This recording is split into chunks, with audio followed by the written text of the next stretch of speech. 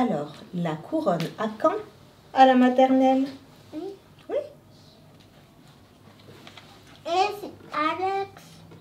Adjoa est une couronne à Caen, un peuple qui vit en Côte d'Ivoire et au Ghana.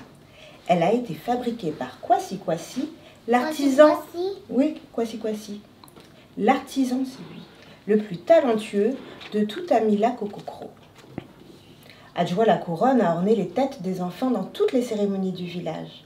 Adjoa a aussi beaucoup voyagé. Elle a visité New York, Paris, Lagos. Lagos? Oui. C'est quoi une Lagos? Lagos, c'est une ville. Dans l'atelier de Kwasi Kwasi, les couronnes discutent entre elles d'un lieu merveilleux qu'elles ont visité. Un endroit où les enfants jouent et apprennent, c'est l'école. Oh, ce sont des statues. Adjoa la couronne est curieuse. Elle veut aussi y aller. Kwasi. Un jour, à l'atelier, maman Afoué et sa fille Blassoni discutent avec Kwasi Kwasi. Elles viennent de la ville et elles veulent une couronne pour la photo de classe de Blassoni. « Je dois absolument être choisie !» pense Adjoa en écoutant la conversation. Soudain, on entend « badaboum !» Adjoa s'est laissée tomber sur le sol. « Maman, c'est cette couronne que je veux, on peut la prendre s'il te plaît ?» s'écrie Blassoni. Maman Afoué accepte. Lui, il n'a pas de couronne. Non. Elle n'a pas de couronne pour ça. Le lendemain, en ville, maman Afoué accompagne Blassoni à l'école. C'est Kwasi Kwasi. Oui, c'est Kwasi Kwasi. Adjoa la couronne est ravie de voir d'autres coiffes sur les têtes des élèves.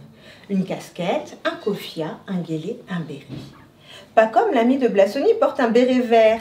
« Salut, je suis Adjoa. Et toi ?» demande la couronne. « Enchantée, moi c'est Bagnon » répond le béret vert.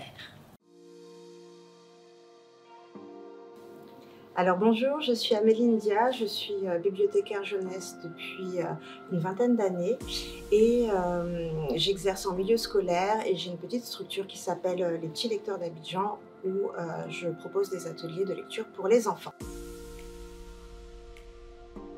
Il est vraiment essentiel de respecter les goûts et les humeurs de l'enfant par rapport à la lecture et par rapport au type de livre qu'il veut lire à un instant T.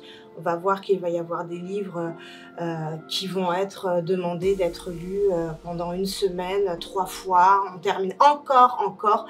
En fait, c'est extrêmement important de respecter ça et de relire encore parce que ce sont des livres qui soit mettent par exemple l'enfant dans la lecture, dans des situations de danger, ça se termine bien, donc ça le rassure et ça le conforte. Et en fait, tout ça va participer à la construction de l'identité de l'enfant.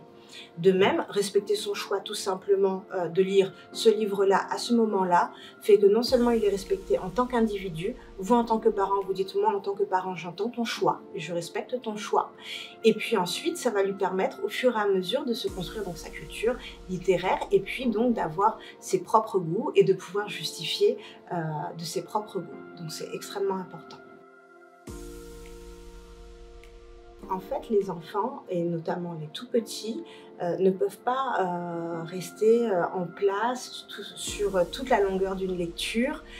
Ils ont besoin de bouger, ils ont besoin de manipuler, ça ne les empêche pas d'écouter.